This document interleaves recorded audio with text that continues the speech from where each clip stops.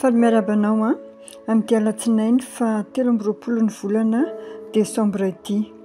Ny rapsodian'ny famarinana anio dia mitondra ny lohahevitra hoe taranaky ny fanjakana.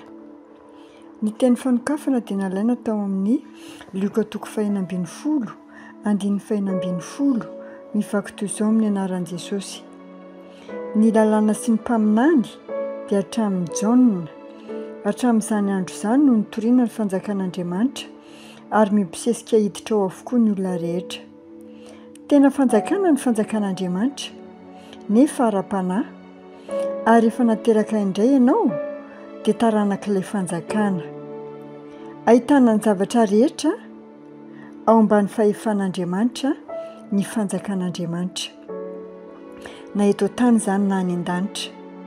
Fa misy kosa ny fanjakan'ny lanitra izay fanehoany eto tany ny fanjakan'Andriamanitra naorin'i Jesosy. Noho izany, rehefa tonga Jesosy ka nilaza hoe efa mby akaiky ny fanjakan'Andriamanitra, araka ny hita ao Matthieu 7:1-2 sy ny Marka 2:1-5. Dia ny fanjakan'ny lanitra izay tonga mba haoriny na hampitoeriny eto tany no tiany lazaina. Izany ny fanjakana nanomboka nitorian'i Jesosy sy nampahafantariny. Zavatra tsy azony hafa atao satria tsy mbola niditra tao izy ireo, fa nampanantenaina azy ireo izany. Fa nitoro izany anefa Jesosy ary dia nitondra antsika tao anatin'izany tamin'ny alalan'ny fahateraham-baovao. Aleloia! Hoy ny Baiboly ao amin'ny Luka 5:12-5:12. Ny lalàna sy ny mpaminany dia hatramin'ny Jaona. Nanomboka tamin'izany fotoana izay no nitoriana ny fanjakan'Andriamanitra ary nibosesika hiditra ao avokoa ny olona rehetra.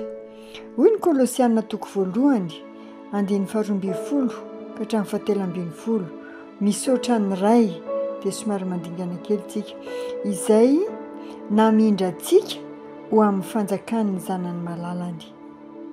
Noho izany, ankehitriny ilay fanjakana izay notorian'i Jesosy mihitsy no nanirahany antsika ho toriana hatrany amin'ny faran'ny tany, ary naniraka azy hitory ny fanjakan'Andriamanitra izy. Luka 7:2. Saingy indray androany tsy ho ela io fanjakana io izay ao amin'ny tontolon'ny fanahy amin'izao fotoana izao dia hiseho eto amin'ity izao tontolo izao ity ary hitondra an'izao tontolo izao. Noho izany hamafiso ny ezakao ary aza mijanona mba azahoana antoka fa ely hatrany amin'ny faran'ny tany ny vaovao tsara n'ilay fanjakana. Mamonjefa na marobe ho ao amin'ny fanjakana. Hoy Jesosy Tompo momba ny fahaterana indray ao amin'ny Jaona 7:5. Lazaiko aminareo marina dia marina tokoa, raha misy olona tsy ateraky ny rano sy ny fanahy dia tsy mahazo miditra amin'ny fanjakan'Andriamanitra izy.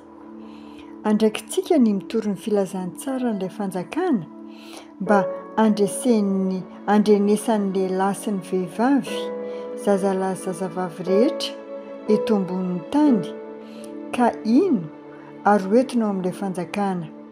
Tsarovy ny tenin'ny Tompo ao amin'ny Matthieu 5:20-5:12 hoe ary ho toriana amin'izao tontolo izao ity filazantsara ny fanjakana ity, ho vavolombelona amin'ny firenena rehetra dia ho tonga ny farany hisorana ny Andriamanitra.